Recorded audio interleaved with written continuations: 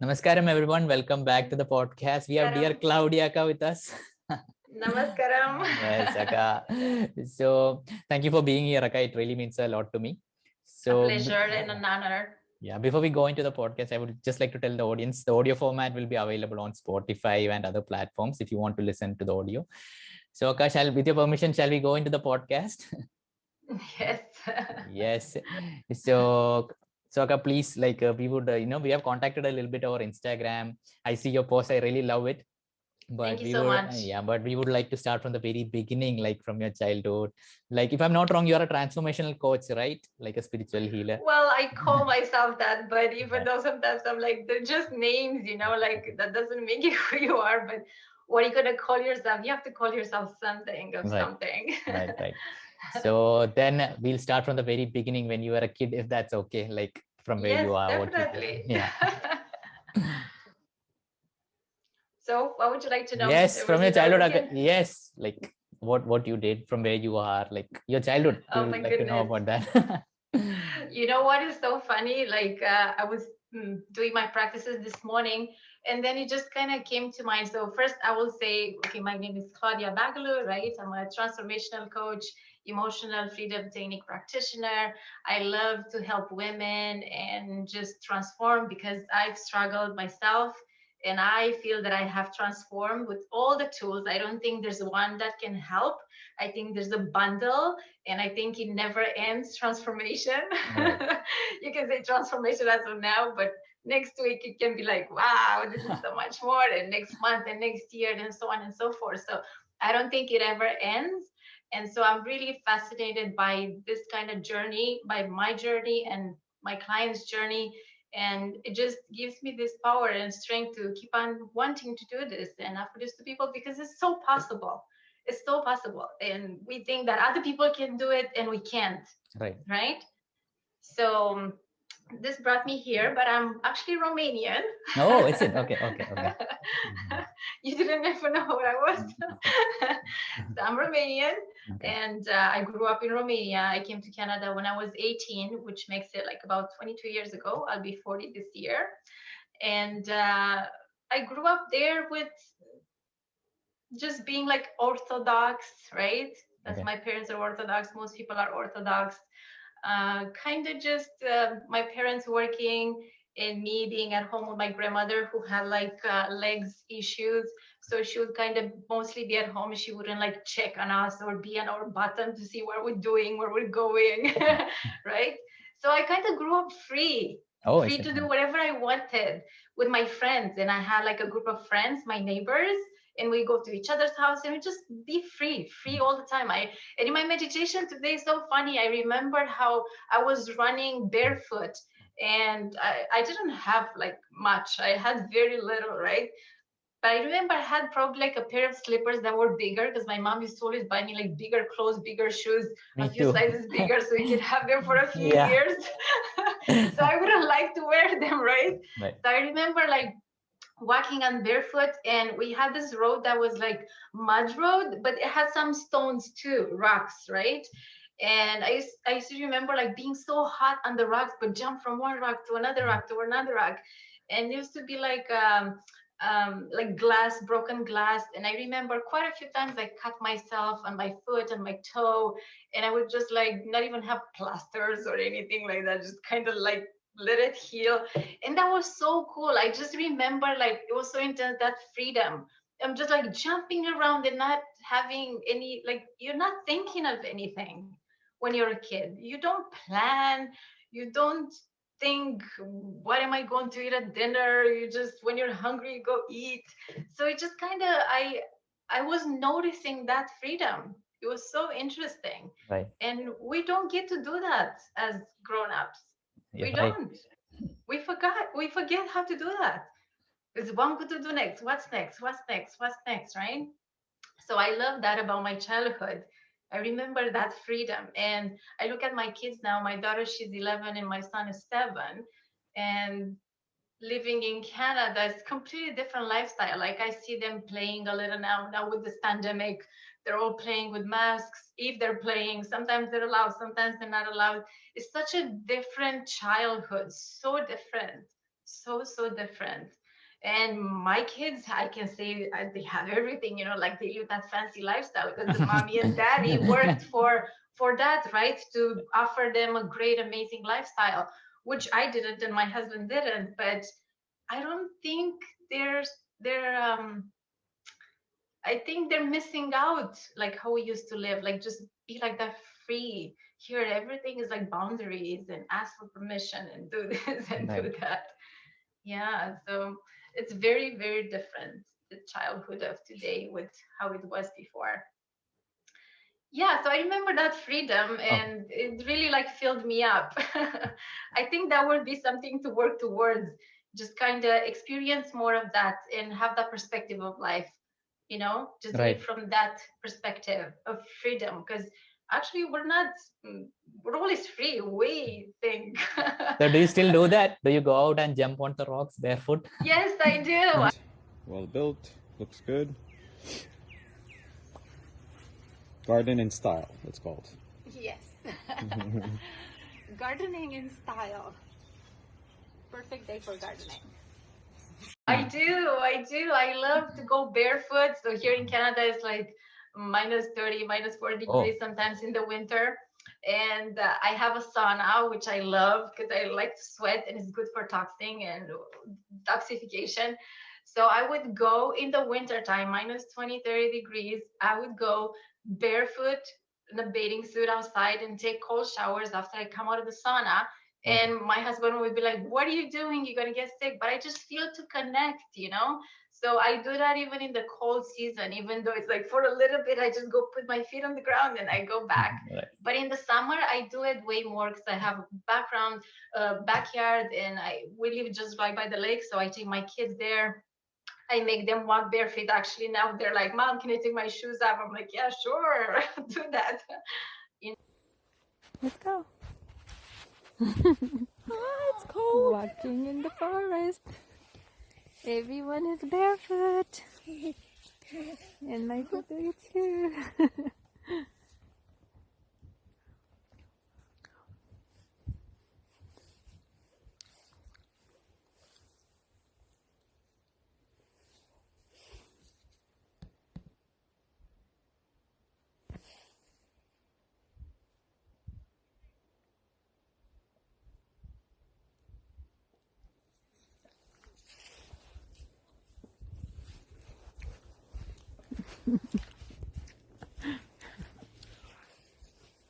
Some spots feel wet.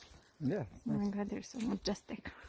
Because it's so good, right? It's amazing to just connect all the time with Mother Earth. Awesome. So what were I your haven't forgotten that. Yeah. Awesome.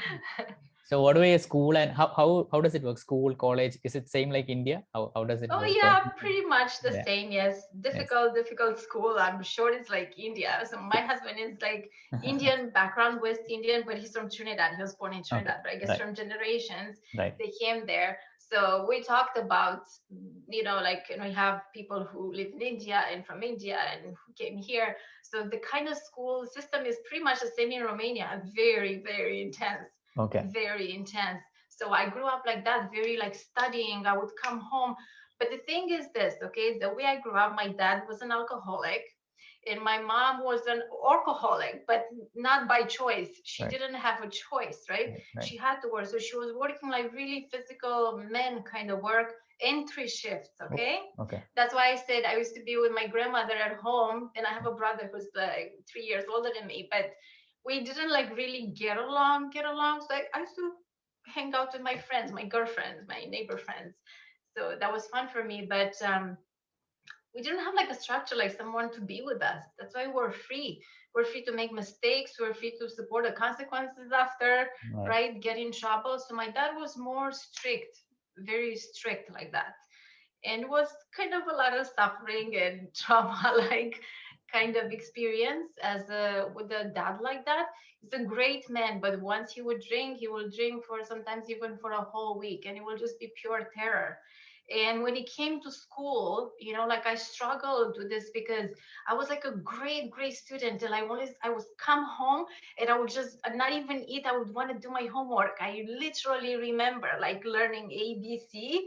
And you have those books with the like straight lines and then the Highlights? printed dots. Okay. Yes. Okay. And I remember vividly doing the A and learning and just having this in my mind. I have to do this. I have to do this. I have to finish this, and I have to get it perfect, and I have to get it right, and I have to be good, right? Because I wanted to, like, I don't know, please my dad, to make him happy. I was thinking in my mind that if I do something that will make him happy, then he will not need to drink or Right. behave like that, you know? Right. So when you're a kid, you kind of think that maybe it's your fault, maybe because you're not doing enough. So I always wanted to, like, do everything, like clean and tidy up and do garden work and do housework and wash and just help all the time. I was like super, super strong and outgoing, always to do, always to help, like that. I guess because I wanted to, I don't know, indirectly, obviously, I didn't know what I was doing, but I wanted him to be happy with Right. me. Right. He was happy with me. I know he adored me, but I wanted me to know that I can make him happy. So in my mindset was that if he would be happy, then he wouldn't drink and he would behave nice, because he was a nice man when he wasn't drinking. So my childhood was a lot of that. Can I ask you, like, so now that you help other people, so what do you think about Yes. alcohol, and why do people, drink it? Like, Why do people drink? why do, like, why do they become alcoholics? Like, now that you work with people, do you know, like, it's always been like yeah. Well, I think there's so many factors, really. I think number one can be something that you were brought up that way. So monkey see, monkey do, right? Right. We copy our parents. So for example, okay, I drank too, like when in my early 20s, when I experimented, I came to Canada and everybody was drinking and they were doing drugs and they were smoking cigarettes, so I tried that because I came by myself to a group of people that I didn't know. Right. So there's a lot of factors. You kind of try to fit in, right? Or monkey see, monkey do, or you just, yeah, it doesn't have to have something to do with someone. I think once you experience it, some people just have that addictive personality, right? And they just get lost in it. I didn't get lost in it. Right. I experimented with it. I saw that it's not good for me. Like even now, for example, like, I am Sadhguru, it's Sadhguru, right? And I do so many practices and I really enjoy them, and every day, not like every other day, or sometimes I'm dedicated to it.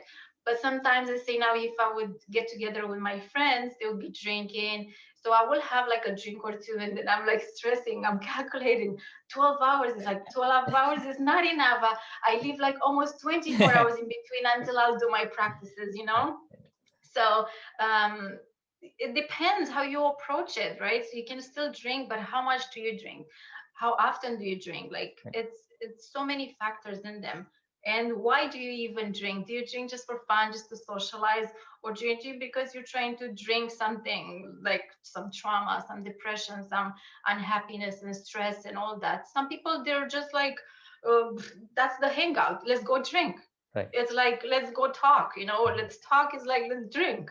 Right. Or like, let's eat. Eating is the same thing.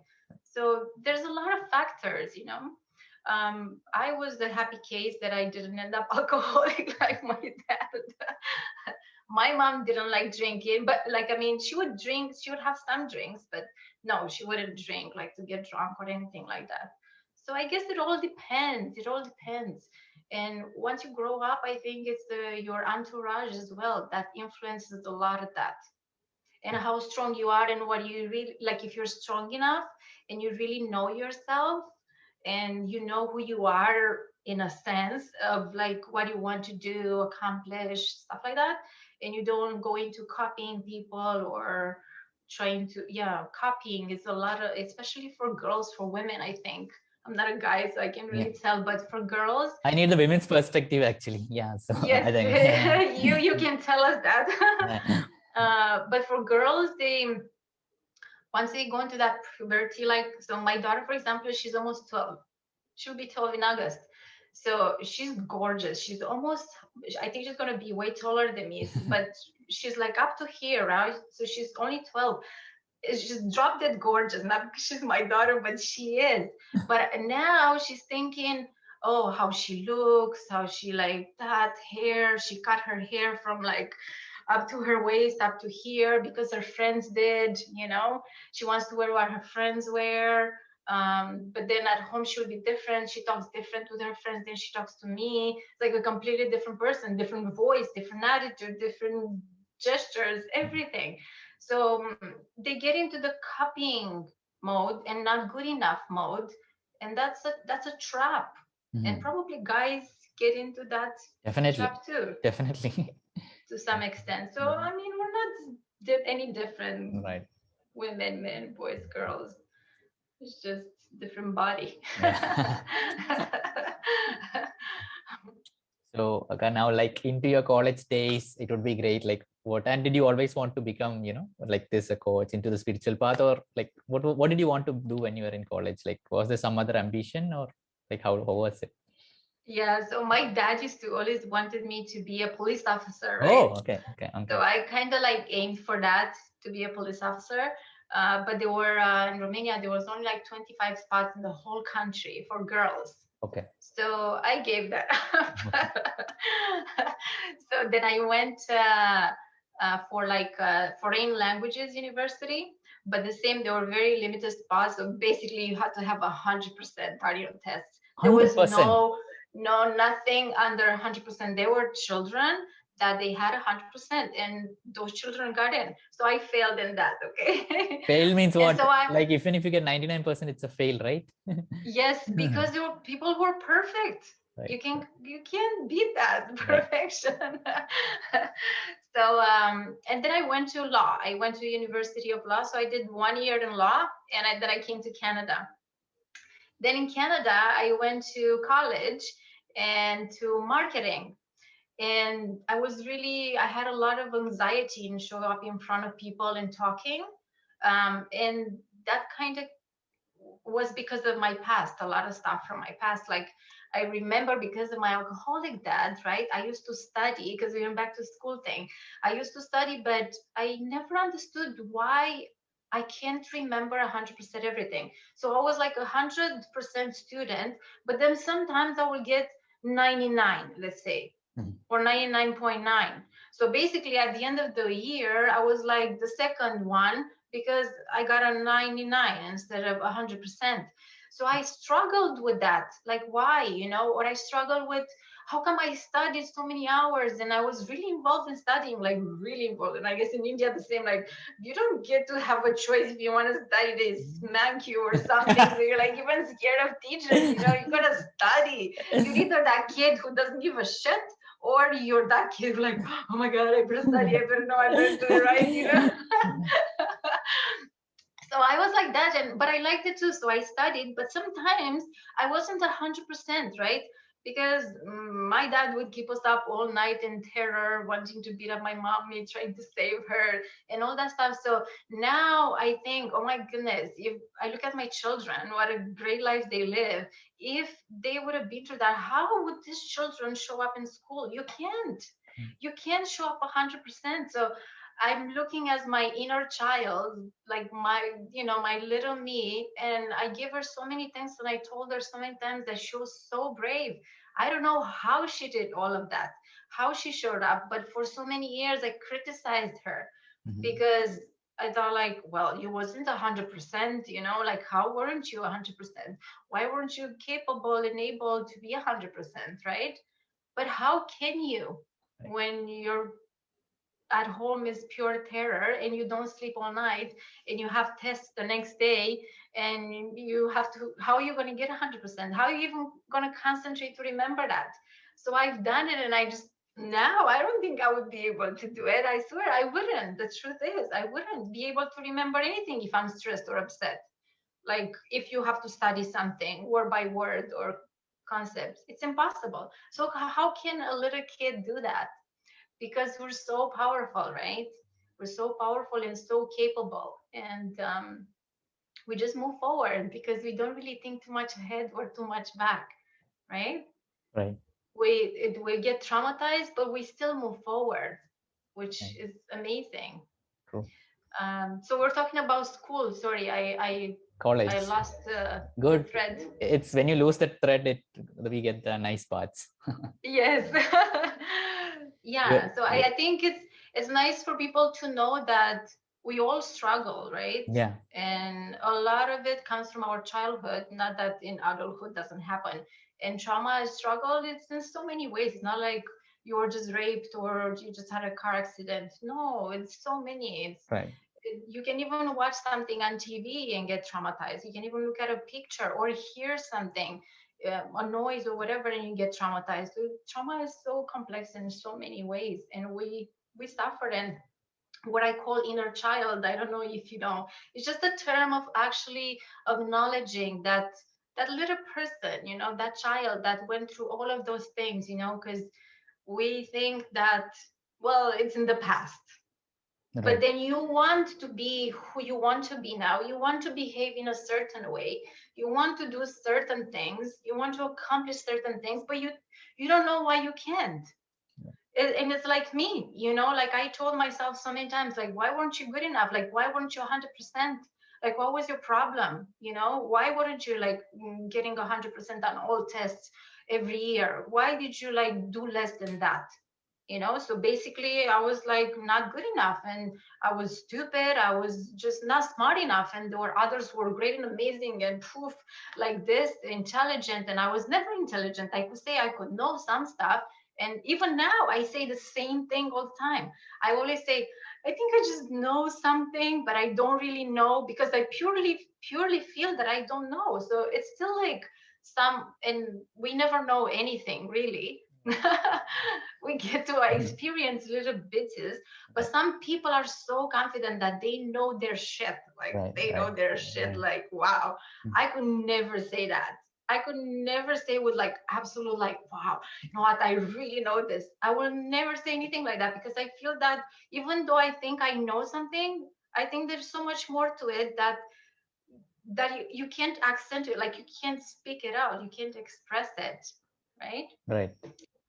So yeah, as children and as girls and as teenagers, and you know, growing into that, we think less of ourselves, and boys the same. But you really don't really know, honestly, until you grow older and you experience. And then when you work on yourself and you release and you understand yourself and you understand what you were doing to yourself at that time, you know, when you're little and you're thinking you are less of, and now it's like the inner child work is to kind of allow that child to express and kind of give it a hug and say, you know, I support you and I love you and I'm here for you. What can I do for you?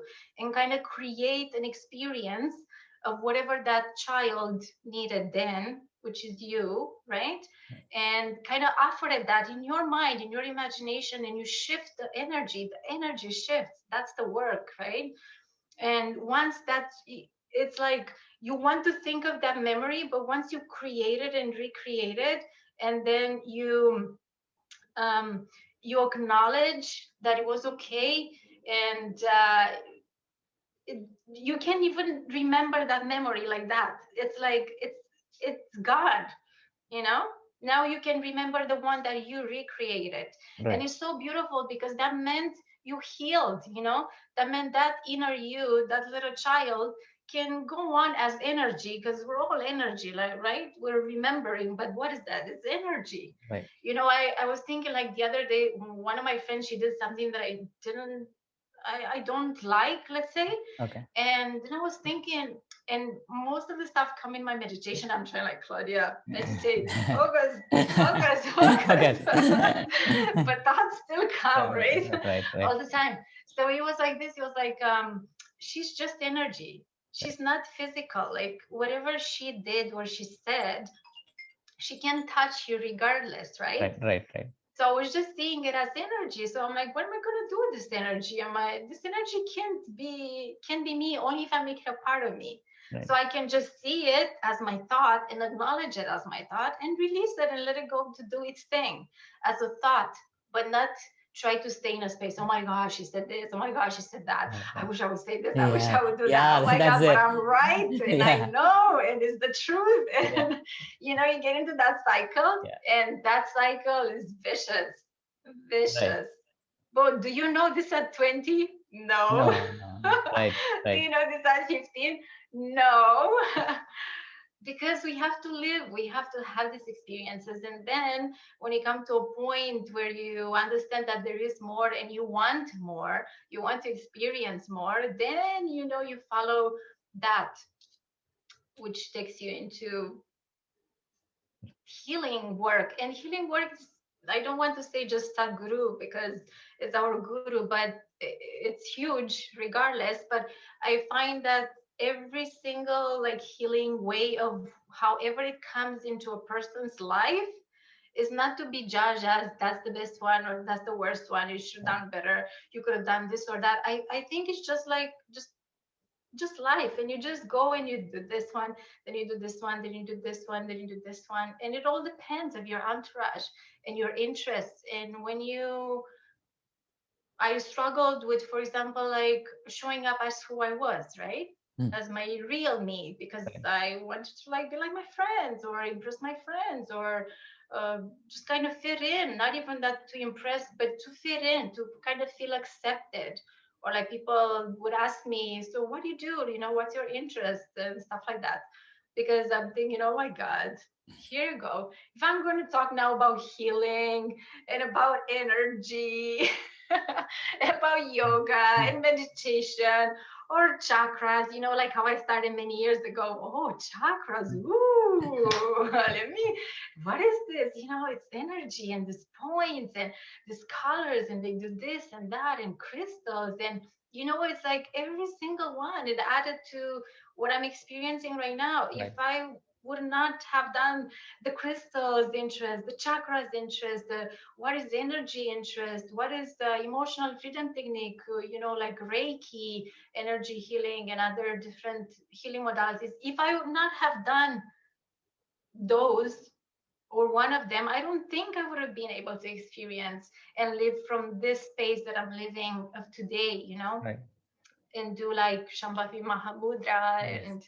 And Buddha Shuddhi, should I mention them? They're yes, all cute. Yeah. I couldn't take pride for them. I'm really grateful to tell you the truth that I came across. Okay, so I used to like to and I like now to like to go out. We're not going because it's COVID, but I used to like to go out and dress up, and I used to tell you have a good fashion sense. So how did yes. that come? I saw it. I always like that. Always. So now that I was able to like afford it in Canada, right? Yes, I like to. And just because I didn't have when I was little now. So even for my kids, I like them to have variety. I really downsized a lot because because of my healing, I was operating from a different point of view. You have to have multiples of everything, because I only had one that was like this big, when my foot size was this big, or my pants, I used to like sew them on the side like this much on this side so they can fit me, because otherwise they would fall off of me. So when you grow up like that, then you form like, oh my gosh, so I need to make money, and I need to like, if I'm gonna have children, I'm gonna buy for my children the clothes that they like and they fit them and they look nice in them, and that's what you do. And that's what I did. And I'm grateful for that. Oh my goodness, tremendously grateful that I could afford to do that. Now, because of all of my practices, I'm not like overdoing it. I think I overdid it because of my patterns, right? But I solved those patterns, and through Shambhavi Mahamudra and these practices and emotional freedom technique and yoga and meditation, all of them. It's not one that helped me. I can't say one. It's impossible. Right. It's all of them. It's the combination and the consistency that helps you just transform your life. So now I see things differently. So I buy the necessary stuff. Yes, I do buy pretty stuff. I still like pretty stuff. Right. How can I not? Oh my God. So how I started with Sadhguru was the same. Like I used to like dress up, and I used to tell my husband, like, just take me somewhere. Like, I'm always like organizing. Let's go here. Let's go there. I'm like, you just get like the initiative and just take me somewhere, you know, like show me that you want to take me somewhere so we can have some fun. So usually it used to be like a restaurant or something. But then one day he said, you know, there's this Sadhguru event. Sadhguru is coming. Yes. Like about 3 years ago. 4 years ago. There's this Sadhguru, and so he knew what I'm about, energy and all this like pretty thinking way and just goodness and greatness and healing, and so he knew what I liked, right? So I took him to Caroline Miss. She's I don't know if you know her. No, could No, you tell? it doesn't matter. It's a lady who the same. She's really for healing, but from a different perspective, right? Okay. So I bought tickets like a few months before that, and we went to that, and he enjoyed it, right? Right. So now he's probably thinking in his mind, okay, well, there's a ticket for something. Let me take her out to, to this. So he calls me and he says, you know, there's this Sadhguru thing. So I didn't even know what Sadhguru was. I actually knew different guru that I thought it was Sadhguru because they kind of look the same with beard and hair and stuff. So in my mind, I was thinking Oshno. Is it Oshno, right? Osho? I saw some, yeah, Osho. So I saw some videos or something with him. So I thought it was him. So I'm like, yeah, sure. Mystic eye, third eye opening. I'm like, yes, I want my eye to be open. I was like, oh my gosh, so excited. I'm like, wow, so fancy, so marvelous. Third eye opening. Yes. So he's like, so go online. He saw like a link, right? So he sent me a message with the link. So I went online and I bought tickets. I bought tickets on the front line. Oh my goodness. I was so excited. I bought VIP. I'm like, no, I cannot stay in the back. This is like huge to me. So, and I didn't even know who Sadhguru was. I told you, I thought it was someone else. But regardless, it's not like I knew much about Osu as well. I was just like, you know, I kind of had my own understanding of energy, but not to that extent. Not that I know so much right now, but I just know a little bit more than then. So that's what it was. So we went, oh my goodness. So we had a birthday party to go to at my godson. So I go with this white, pretty like dress, like all fitted, high heel boots, you know, because I had to go to a party after. Okay, so I always had to dress nice. Oh my goodness. So we had to walk so long. I did not know there would be like 4,000 or 5,000 people. Okay. Right. The parking lot was huge. My feet were hurting me. I didn't plan to walk that long in high heels. So we went there, sitting in the front, nice and fancy. Sadhguru, he's talking, everything is so good. Then he's right at the end, he's like, so how about this third eye opening? All of you came here for the mystic eye third eye opening. And I'm like, oh, yes, open our third eye. I didn't even really conceptualize what it really meant. I had an idea. So we did that. And people are screaming and shouting. And oh my goodness, my husband is crying. Everybody with their eyes closed. I'm trying to keep my eyes closed, but I'm scared. I was scared. So literally when Sadhguru was talking, it was like no distinction between me and Sadhguru. It was like Sadhguru and me and Sadhguru was the same energy. I did not understand what was happening. And all these people shouting and screaming and crying. I was terrified. I opened my eyes. I look around. You know, I'm like, who's help? Somebody needs to help these people. I didn't know, okay? I didn't know that people manifest like that. Oh my goodness. So that was the first introduction and meeting. So that's it. I was hooked. So then a year later, in between that time, I think I binged and I watched everything on YouTube was Sadhguru and what is Sadhguru about. And I have this journal. Oh my goodness. And I came about Shambhavi Mahamudra, but I didn't. It took me probably months to even say Shambhavi Mahamudra to remember, okay? All these names are complicated for a European person. Right. Extremely complicated. It's like your tongue is like, can't even like, you know. So it took me a long time, but I look at my diary right now, and I think it's 2017 or 18. And I wrote there, do practice, because I always wanted to better myself. I always knew that there is more. I didn't know what and how. I really didn't. I had no clue. But I always had this in me since I was little. Like I always had this, that there is more. There is more, but I didn't feel comfortable to even say to anybody, because I didn't know why am I thinking like this? I thought something is wrong with me because nobody talked about that, right? So I always knew that there is more and that I have to find out. And how, I didn't know how, but I always knew, and I had this feeling that I will just follow the thread. Whatever comes and it feels that I have to do it, I'll do it. The same with the mystic eye, and the same with Shambhavi Mahamudra. I didn't even know what it was. Nothing. I did not even want to read, okay? Right. I did not want to know nothing. I just knew that I'm going to go, and I went. That's all I know, okay? And that's the experience came. And that's how I know, through the experience, not because I read. But what I heard him say about this 21-minute practice. So I wrote in my diary what I wrote, just a couple pages, because my intention is to write, but I almost never do.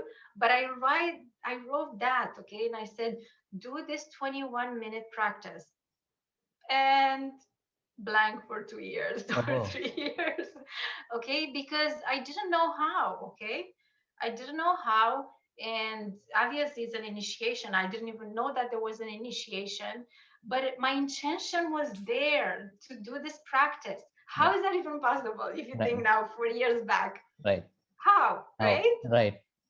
Exactly, because the seed got planted there.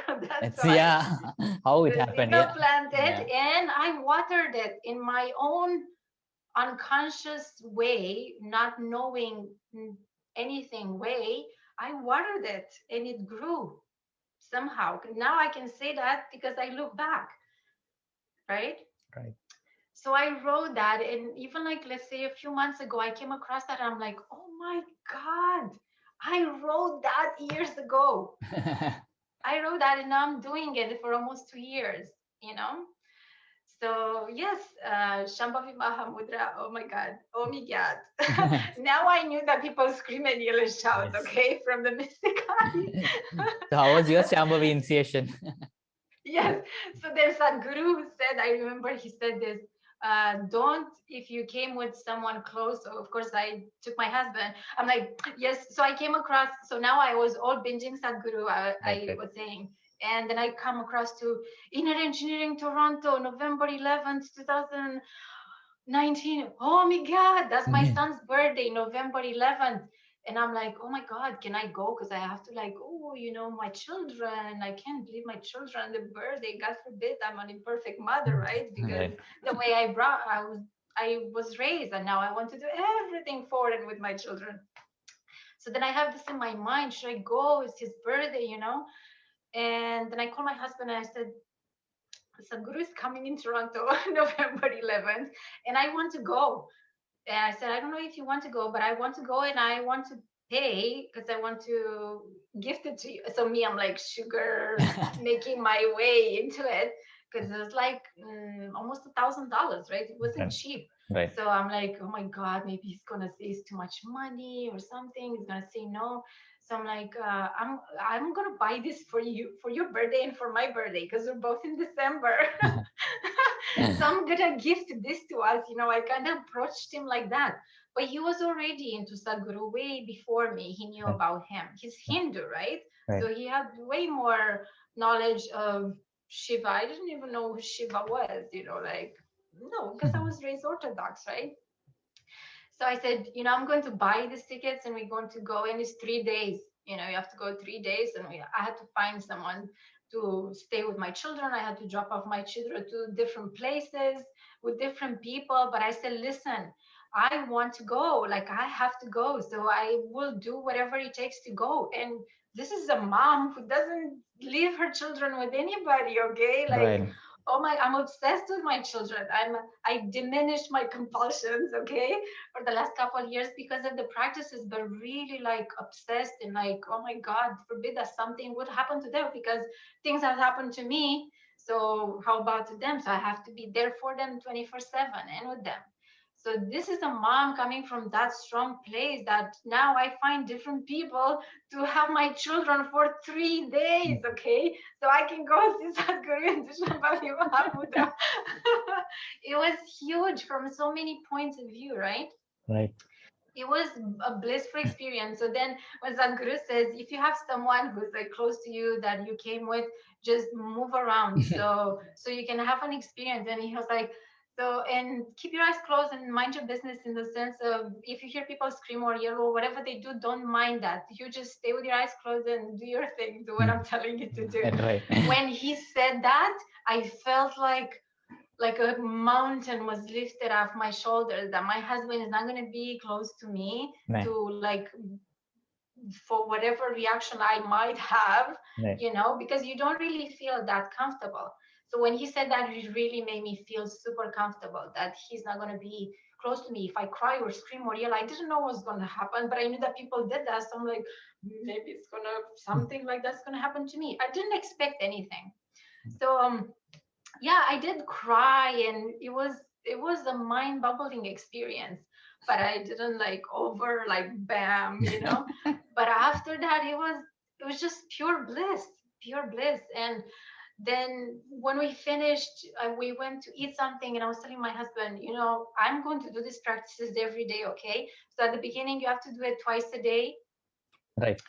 I'm like, holy, how is that going to happen now? How am I going to make that happen? Listen, this is a lifestyle that is 360 degrees, okay?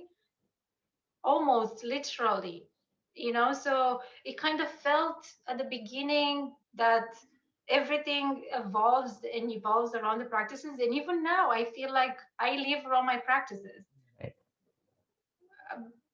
Does that make sense? Yes, it definitely makes a sense. We all think when to do the practice and then rest of the activity, right? Yes, and then I'll eat or I'll go or I'll do or I'll say or whatever, right? But it's the practices.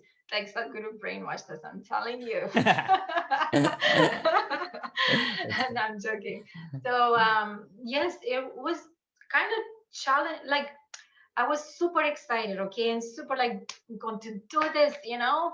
And I didn't even know that it was for a lifetime. I'm like, okay, first I'm like, okay, 3 months, 90 days. Oh my goodness, 90 days. You have to do twice a day. It felt like, let me tell you, it felt like I would have, okay, I used to exercise super strength and all kinds of crazy stuff before, right?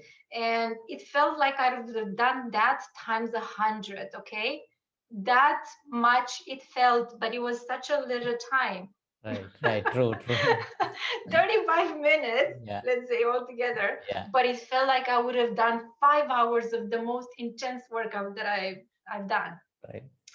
That's how like intense it was, but intense in the sense of, because the body and the energy did not know this. And now you have to do it every day, and you have to get disciplined, and you have to like move all the pieces in your life around. Yes. When you're eating, right? All Right. of that. Right. Because True. you have to count the time if you're drinking, if you're eating, if Yeah. you're snacking, if you, oh my goodness, if you're drinking, if you're hanging out, you know, like all of those. Then children, then husband, then it's like when to do a lot of planning.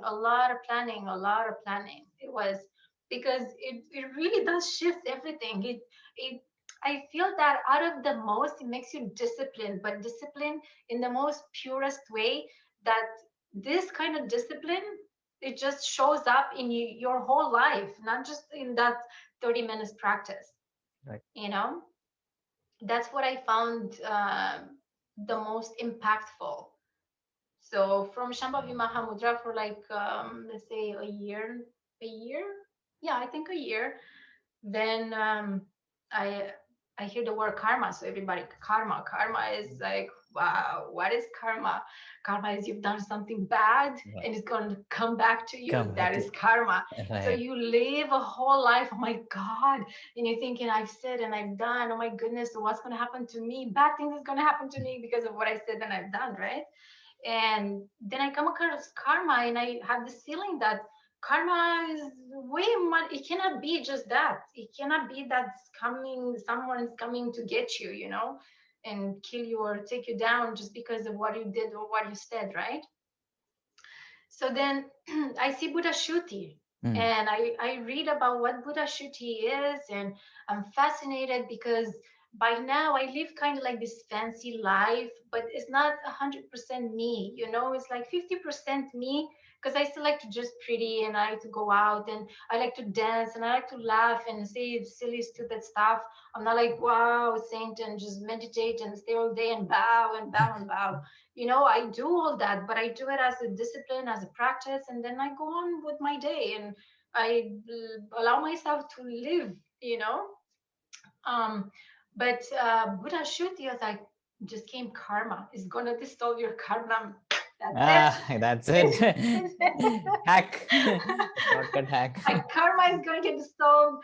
I will never have a drink in my life. I will, you know, that kind of thinking, like all the things that you do, like little of them that they're not perfect. And I'm like, okay, I want to dissolve this. You know, I will never have a drink even if I hang out with my friends, because God forbid, I know it's not healthy, right? So, wow, my God, why? If I now I know all these practices and then I have a drink once in a while, like I'm a sinner, right? So you kind of have this mind frame, and then you get into different places because then you don't know who you are and what you should do, what you shouldn't do, right? And you get caught up in that, and then you don't do nothing. What is the worst that you've done? Right. So that's why just embracing a little bit of who you are and just kind of go with the flow, and all this perfection is not needed because nobody's perfect and nothing can be perfect. Just the creation is perfect, but we see it as imperfect. So then we get messed up. We mess ourselves up like that. So then I see with the Shuti and I'm like, karma is going to dissolve my karma. I'm like, yes, I'm going to do this practice. So again, I only remember this, that's going to dissolve karma and that cleanses the elements. So, you know, I contacted this Hatha yoga teacher, and then I go, then again, the same. I did not read because I do not want to know what I'll do, because I want to have the experience. And I operate like this in my life all the time. And I think it works great for me. Because if I will know the information before, then I feel that I will not have the experience and it's not the same thing. So then I go and I'm kind of making my own thoughts. I'm like, okay, this is like a cleansing process, one time process, you know, it's gonna cleanse me of however. I had no idea what's going to happen, how it looks like, nothing, not even a picture of nothing. Okay. Right. So then I go there and just thinking. So of course I get my husband on board too, you know, let's just go cleanse our elements. So we go.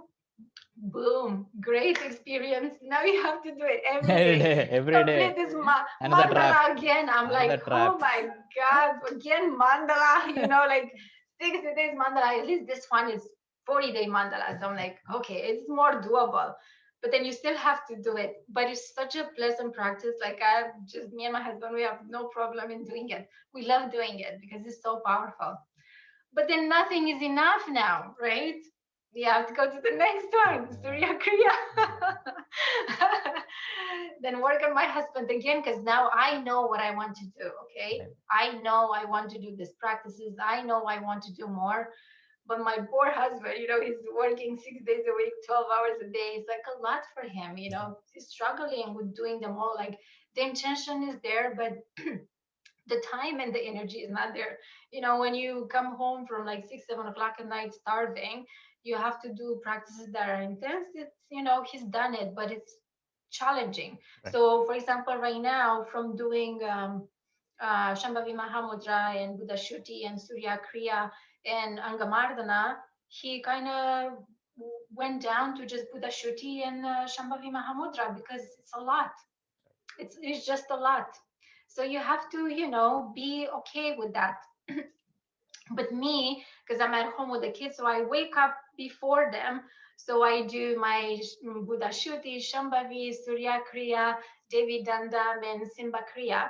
And then in the afternoon, so I have to finish everything before I wake them up. So I wake them up, I make them breakfast, I send them to school. Now they're staying home, but yeah. So then in the afternoon, I will do Angamardana. So that's how my lifestyle is now. Right. But with Suriya Kriya, then I got to realize in Buddha Shuti that, oh my goodness, like I thought Shambhavi was long, a long 30 short minutes, if it makes sense. A super long 30 short minutes. Right.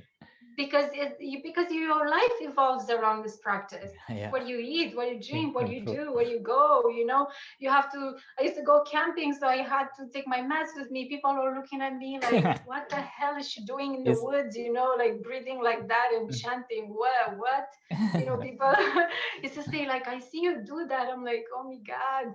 I used to feel like not embarrassed, but like, what would people think?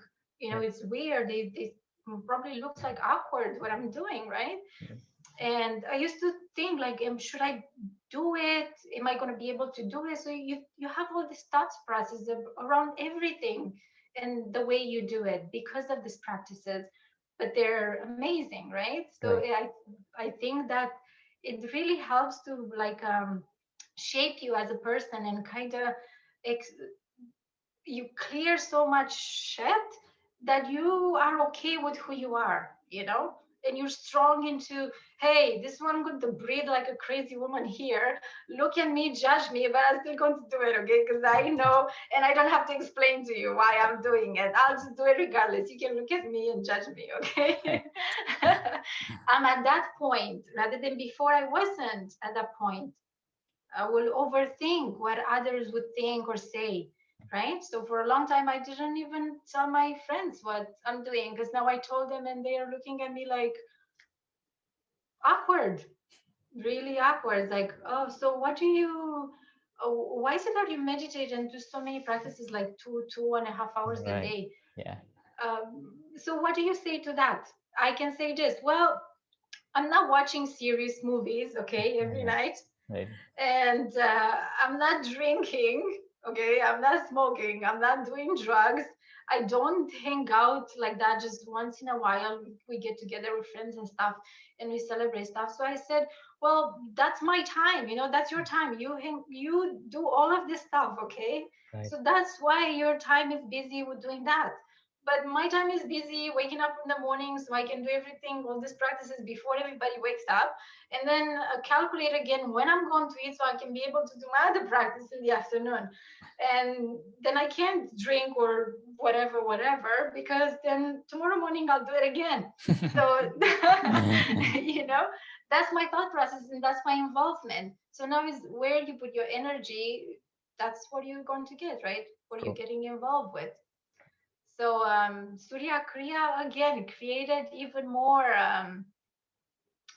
freedom, I should say, freedom of expression and being okay with, hey, this is how I roll, you know, and just be not proud of it, but not proud as a pride, as an ego, but okay, this works for me, you know, like I do what works for me. I'm not telling you not to binge in whatever you're binging. I'm binging in my practices, okay? This is my thing.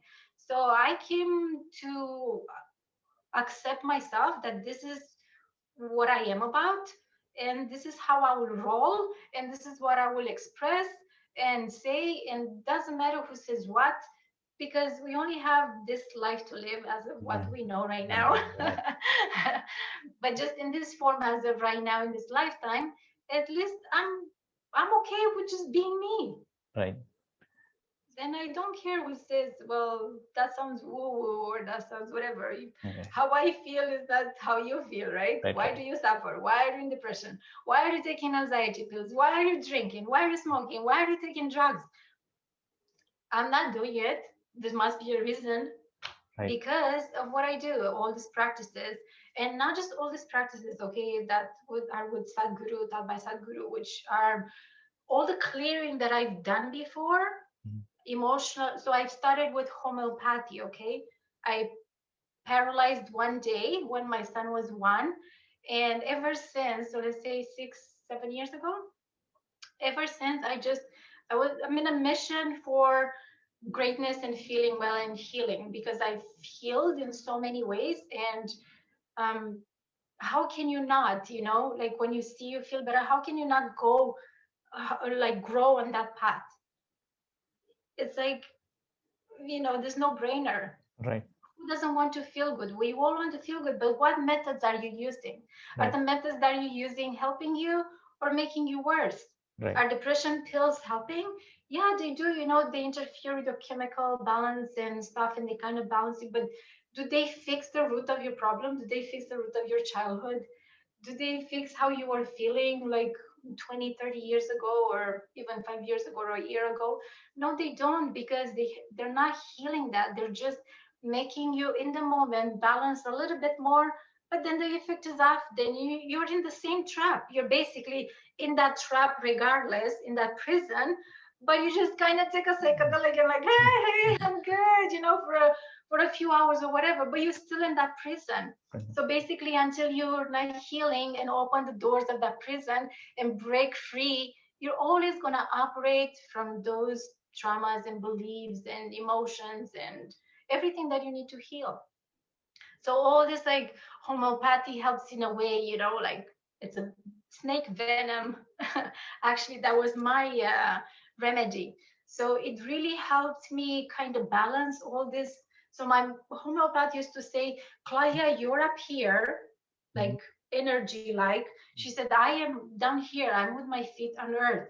But she said, you think a lot, of energy. And that was the time when I could not accept myself or how I was. Why am I thinking of this energy? What is even this energy? Am I crazy? Like, what is it, right? Because I always wasn't that path, but I was not confident enough to embrace it and walk on it because nobody done it. So why me, So she kind of, and I not encouraging, but she kind of just the way she expressed, it just made sense to me that it's okay how I am, and it's okay that I am the way I am and that I should embrace what I am, but I need to heal so I can embrace and allow myself to blossom and flourish, right? And which I did that, but it took many years and many methods, not just one. There was chiropractor, there was massage, there was like crystals. I used to like work with crystals, and there was Reiki healing of different kinds, and oxytonal alignment, which is again like kind of connect to oxytonal lines, and all of them. And then emotional freedom technique, which is like this tapping thing where you activate these points, right? We say sometimes chakras, but they're meridian points, and Sadhguru talks about them. There's so many, right? And so when you activate these points, there's just some things, some signals are sent to your brain, and then you get to have that feeling of safety, of calm, of just that it's okay how you are, it's okay who you are, it's okay to be who you are, and even if you're still not 100%, you just have like a glimpse of, you know what, I'm going to work towards that. I don't know the way, but because we tend to like, oh my God, but I don't know the 100% perfect way. So that means, I'm not going to get there. How am I going to get there if I don't really know? But then when you feel like safe, you're like, I'm going to work towards that. I don't know how I'll get there, when I'll get there, but I know that that's what fills me up. So I'll just work towards there, whatever is going to happen. So you have that freedom, right? See, you see a solution. You don't just get stuck on the problem. Oh, I don't know, others know better, I don't know nothing, I'm stupid. You just see the solution. So even this tapping thing, like as simple and completely free is, we don't do it because you're like, what is that? Tap on your points and what's going to happen to you? Right. Well, that's what's going to happen. You're going to get this sense of freedom and calm and safety in your body. And that's what you want, because when you operate from that place, you can focus on the solution and not the problem. Yeah. So all of those brought me to being like doing all these practices, spiritual practices and meditations. Without all of that, I would not have been able to, because I would have been cluttered in my issues and my beliefs that were not serving me. So I'm extremely grateful and thankful to all of them. Right. And that's why I incorporate them with my clients. And I think there is not a great one or best one or the worst one. I think it's just up to each person, to kind of go see what a person needs, and what a person is okay with, what entices them, what makes them happy, what drives them. And then it doesn't even have to be what I do, but find your way. Just find something, anything, that lifts you up. If that lifts you up, then do more of it. So awesome, Akka. So Yeah. So I think our time, I think you have to go now. So before I let you go, how can that was perfect timing. So if someone wants to book a session with you or somehow, because it's troubling times, everyone wants, everyone are a bit stressed. Not even book a session, but just to enjoy like the free stuff that I offer, Okay. like that's amazing too. And just to learn the technique, to me, it will absolutely fill my heart if someone just learns the technique and they just tap and they just do that and they regulate their nervous system. That to me is just, yeah. So where can we get that? that? So where can we find that? Where? Yeah. On my YouTube channel or on my website. Actually, on my website, I have the YouTube and Instagram and all of that stuff. So, yeah. Awesome. So, can you just mention your Instagram channel also? I'll put it in the description. Could you just mention it also so that they can find it? Yeah. So, well, now I'm going to be like, oh my God. I put one spiritual coach. Okay. Well, sorry, I'm losing my voice. It's just a term, okay? It's just a name. It's just a term that I'm using. I'm definitely aiming for that. Am I that? I don't think we are nothing that we say we are. But yeah, that's my name there. One spiritual coach. It's Claudia Bagalu, and my website is the same, www.claudiabagalu.ca. Awesome. So before I let you go, okay, anything last you would like to tell the audience about spirituality, about practices or anything like? Just embrace yourself. If you feel that there is something that you need to do, really just go for it. Don't listen to what anybody says. Don't ask for permission. I mean, there's practices that you can do for free, and I've actually done Upa Yoga as well. Actually, I forgot to mention this. I put my daughter in Upa Yoga first before I started Upa Yoga. So then I did it as well. So just do the free stuff that are available. They're so powerful, tremendously powerful. And Isha Kriya, the same. Oh my goodness, I just cannot have enough words of how powerful that is. So just do all of this free stuff first. And once you get consistent and do it on a daily basis, just at least choose one. Right. Choose one, start with one. Get committed to one, not to 2 or 3 or 4. Don't get like too much at once. Do one, be consistent, and just pure greatness will come out of it, I'm sure. Awesome. Just follow your heart. Okay. Thank you, Akka. Namaskaram. It actually isn't pouring on me. That's strange. It's kind of strange. It isn't pouring on me. Oh my God. It feels like I'm about to break.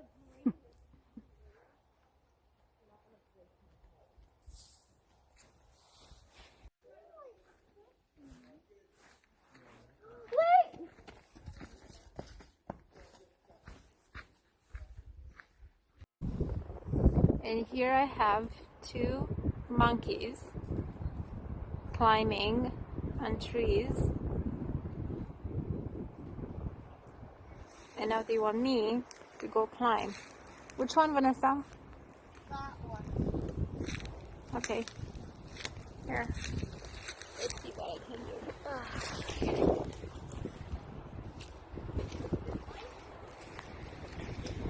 The other one, right? Yeah, that one.